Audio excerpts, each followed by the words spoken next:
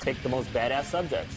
It's not that these people believe in this stuff, it's just, you know, it's a cool imagery that goes along with music. And, you know, some people do believe in it, you know. I'm not going to deny that the Norwegian bands are real. I mean, they've proven they're real by their actions.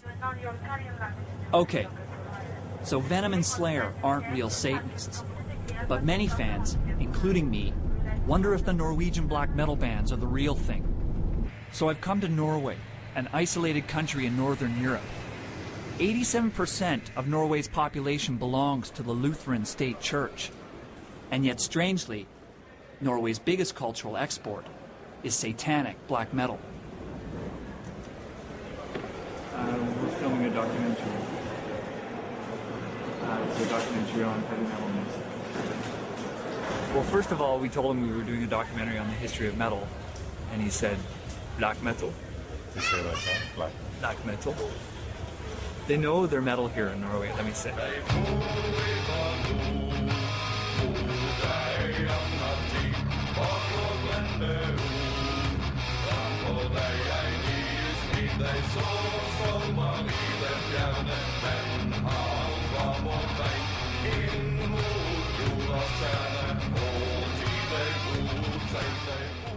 Like thrash, black metal evolved from punk and the new wave of British heavy metal, with additional theatrical elements borrowed from shock rock.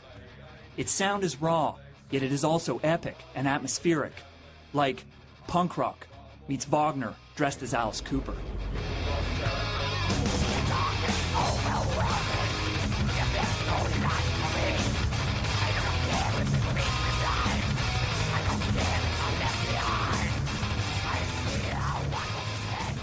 My journey takes me on an overnight train ride from the capital city Oslo to Bergen, a small town on the fjords of the country's west coast. I'm here to talk to people linked to a string of incidents involving members of the Norwegian black metal scene and some of the country's oldest churches.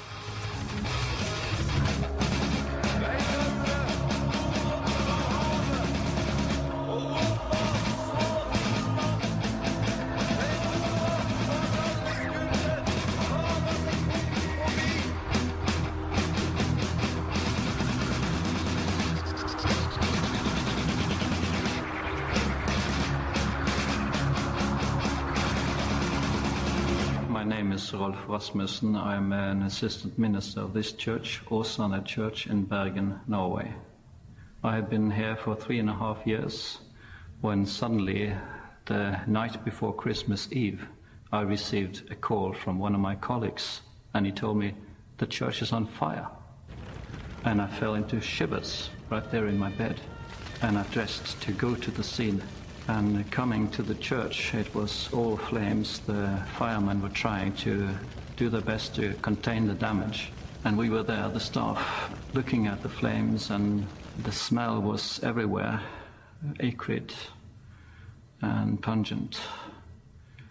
And the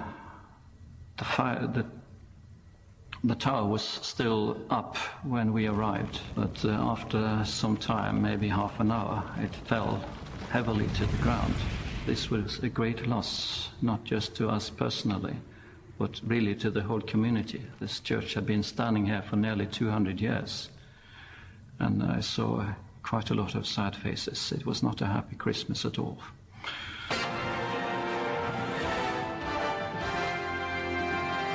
I satanistmiljøet I Oslo det nå frykt for nye drap etter drapet på den 25 år gamle. Varg Vikernes, the most notorious metal musician of all time, was implicated in a series of arsons that destroyed some of Norway's most treasured historic churches in the early 90s.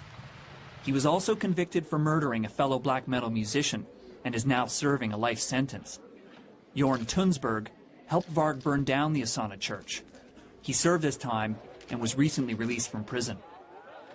We did meet with Rolf Rasmussen, the minister of the Åsane church, and interviewed him. Okay. I'm very interested to hear from you, your perspective on what happened. The most important thing that happened was that the church were burned down.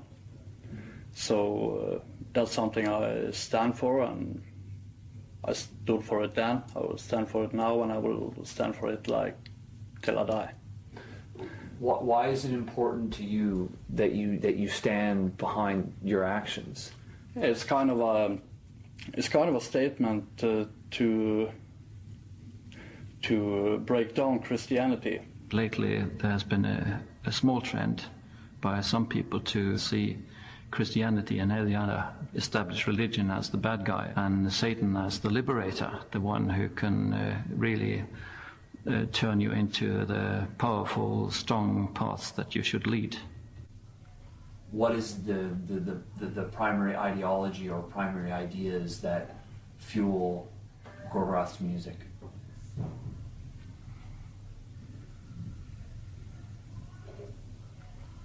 Satan.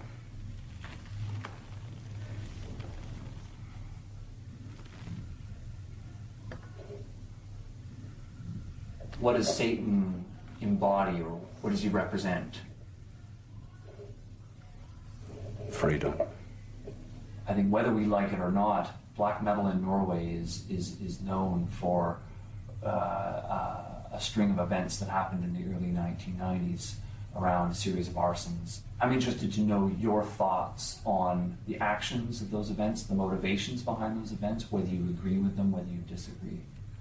Church burnings and all these things are, of course, a thing that I support 100%, and it should have been done much more and will be done much more in the future. We have to remove every trace from what Christianity and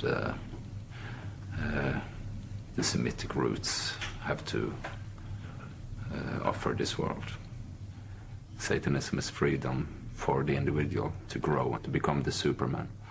Every man who's born to be king becomes king. Every man who's born to be a slave doesn't know Satan. It's in effect an elitist's religion. It's only for the best, for the strongest, for the most successful. It's not for the timid or the weak. And so by that virtue alone, it won't have a large following. What can you say? Words of a Christian man. So I don't care what he will ever say, you know. I know for a fact that they have lost a lot of followers.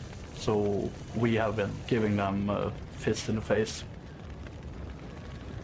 How do you feel about what happened to the church? Well, in a way, I think that Christianity in Norway deserved it, you know. It in the beginning, it was, you know, it was not something the Norwegians choose. It was forced upon them. So you can say that, you know, that's 1,000 years ago, but, you know, but I wasn't sad, but I wasn't really happy either. But I mean, in a historical point of view, Christianity deserved, you know. I think society creates extreme people. It's like with, you know, a free democracy, it usually deserves its leaders, and it's also, I would say it usually also deserves its outsiders. If every metal band wants to be more extreme than those that came before, then burning churches certainly took things to a new level. But these actions say less about metal's theatrics than they do about Norwegian cultural sensibilities. Resentment towards Christianity in Norway stretches back 1,000 years to their Viking ancestors. In any case, the majority of metal fans, including myself, could never understand or defend these extreme actions.